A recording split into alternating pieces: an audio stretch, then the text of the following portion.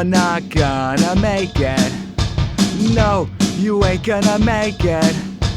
You're not gonna make it, but you can.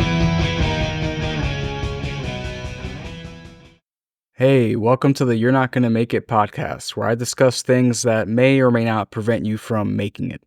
I'm Kevin, and this first topic is something I love complaining about. It is toxic positivity. If you don't know what that is when people not only force things to seem positive, they skew their perspective beyond optimism to make things seem positive, but they force others to view other things as positive as well. They make sure everything is just happy, positive, good vibes only. You ever heard that before? There are some issues with this, with taking an overly positive mindset into your daily life. I'm not against being optimistic or thinking about things with silver linings or being confident or looking forward to things, but there is a limit.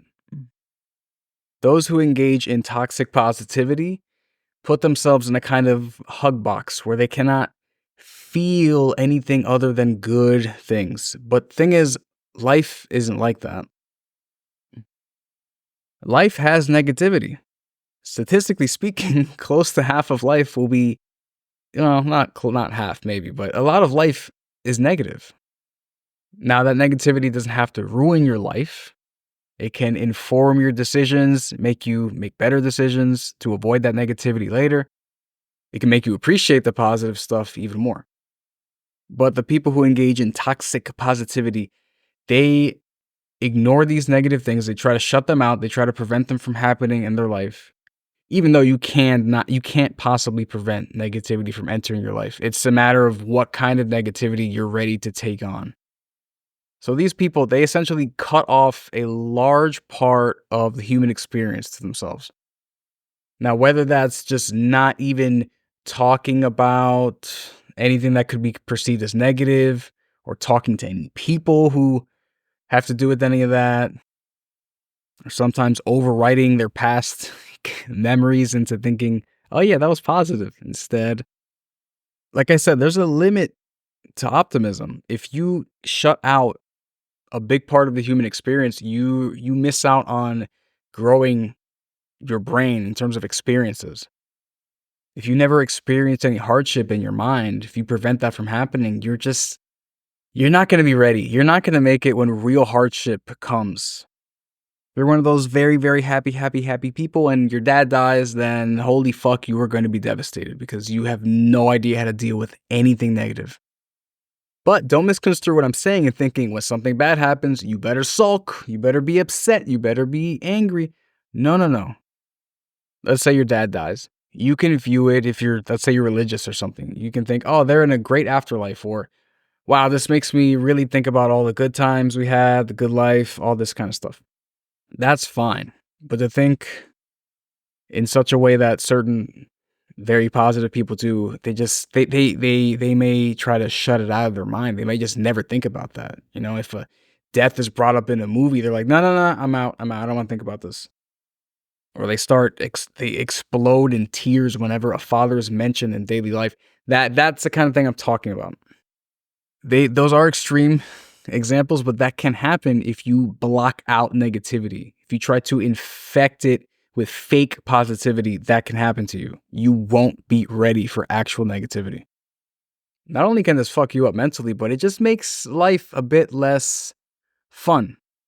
Think about games, not even video games themselves, but even board games or sports. Sports are games too, right? Think about a game that has no fail state. You cannot lose. The game can never be over. Those games kind of suck. There needs to be some element of risk or loss in something like a game for it to be fun. But if a person engages in toxic positivity, it's like, no. No losing. Only happiness here. Only winning or almost winning. No one loses. Everyone gets a trophy. Everyone gets a medal. It's all good. And no, I'm not going to go on a rant about, participation trophies, back in my day. No. What I'm saying is if you fundamentally remove a big part of something like a game or a sport that can be perceived as negative just because you love positivity, you are lessening the enjoyment of the entire thing. There has to be that yin and yang, that good versus the bad. As corny as it may sound, yes, you have to deal with some bullshit if you want to appreciate the good stuff. You have to have that fear of losing in a sport or a game for you to enjoy winning and playing. If nobody's going to lose in a sport or a game, why play?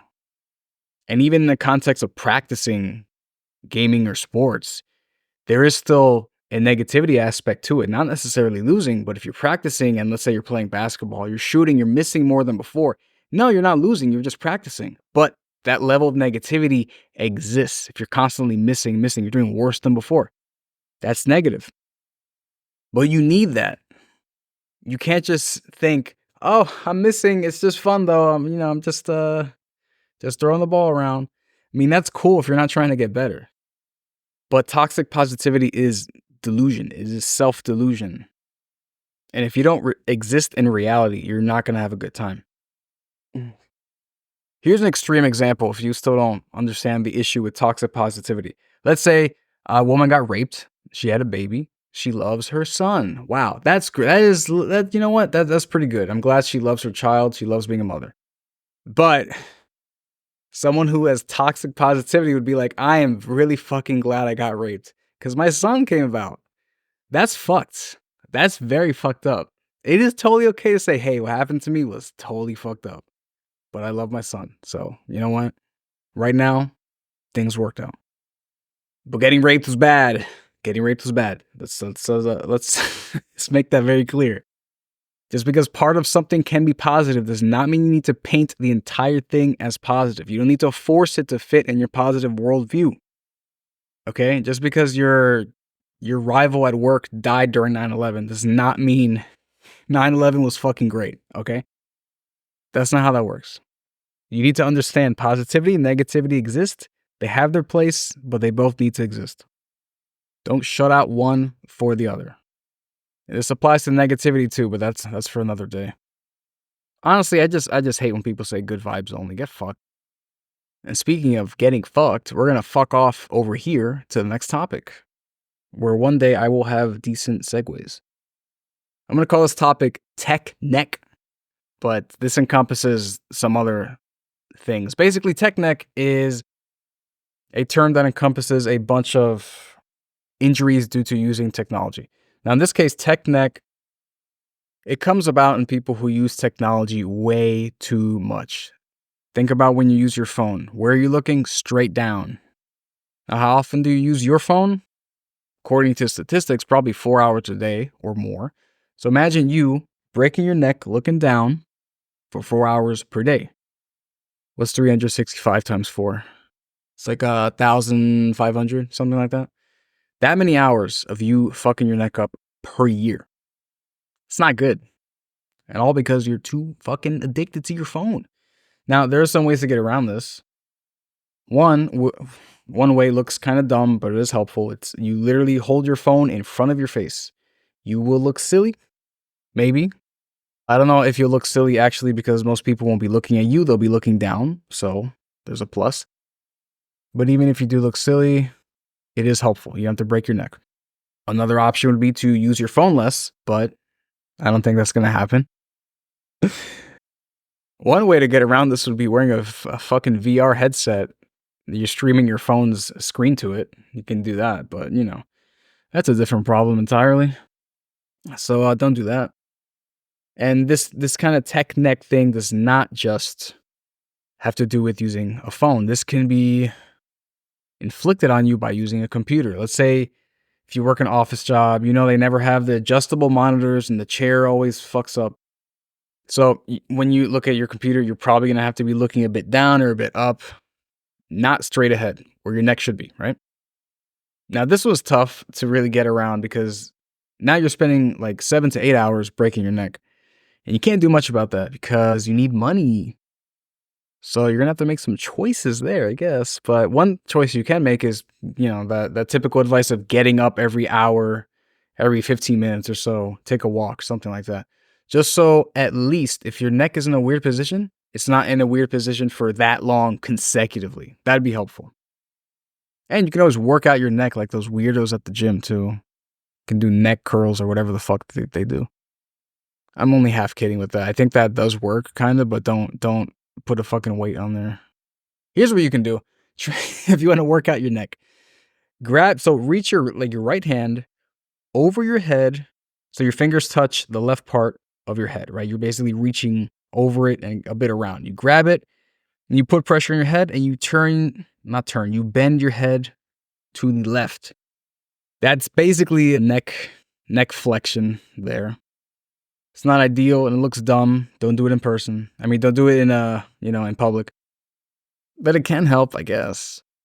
You can do the same thing. You can grab your head, both hands, grab the back of your head, then bring your neck backwards. You can kind of counteract the tech neck from you flexing it forward. You can extend it backward that way. And what you could also do is do face pulls in the gym. So if you got a cable machine, you got the rope, you can grab the rope, each end with each hand, pull it towards your ears. I looked for an example online of how to do it correctly, but it's pretty self-explanatory. Pull it towards your ears all the way back.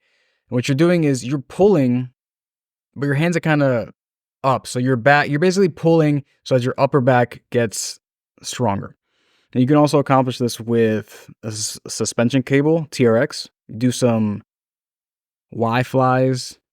Basically, you hold the TRX cable in front of you as you're being held up by it. Lift your hands straight up and without bending your elbows. Now, this is really hard for most people. So you can just put your arms in kind of a goalpost position, about 90 degrees, so your fists are upward and your elbows are out to the side. You can do that as well. The point with all this stuff is essentially pulling, but that your arms are a bit up, so your upper back is getting the most benefit from this. Now, normally, I don't really advocate for focusing on very specific or smaller muscle groups, but in this case, this is likely your best bet. Aside from using this technology less, your best bet is to counteract this by doing upward pulling, or rather upper back pulling. That way, you can strengthen your upper back, and then you looking down at your phone all the time is not gonna. I mean, it's still gonna affect you, of course, because you're addicted, but it'll affect you less because you will have that strength to support your body instead of no strength and then you loosening the muscles of your upper back, having them be underactive and fucking you up later on. And developing a hunch, probably. So essentially, tech neck is messing up your neck and other parts of the body, but focusing on the neck here because you're using technology too much. For the job, don't have that much of a choice. For your phone, you do have a choice. Stop using your phone so fucking much and work out. I mean, even besides tech neck, that's just great advice. Use your phone less and work out more. Who knows how many will follow that advice, but in a decade or two, when I see all the hunchbacks, I will know who didn't make it. Oh, here's a good segue. If you want to get some tech neck, you can you can leave a comment or review or email me. Pretty sure that's in the description. If you want to leave a very, very toxically positive piece of feedback, go for it. I'm down. But make sure it's legit and not toxic positivity bullshit. I would much rather receive genuine negative feedback than that shit. But either way, guys, I will see you next time. You're not gonna make it. No, you ain't gonna make it. You're not gonna make it. But you can.